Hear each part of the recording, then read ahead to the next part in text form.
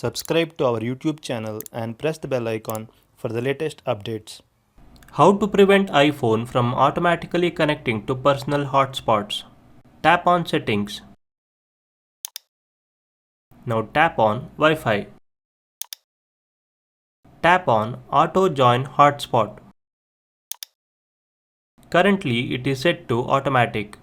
With this setting, you will be automatically connected to available hotspots. Select Ask to Join if you want to be asked before connecting to new hotspot. Select Never if you don't want to connect to new hotspot automatically. This is how you can prevent iPhone from automatically connecting to personal hotspots. Thank you for watching.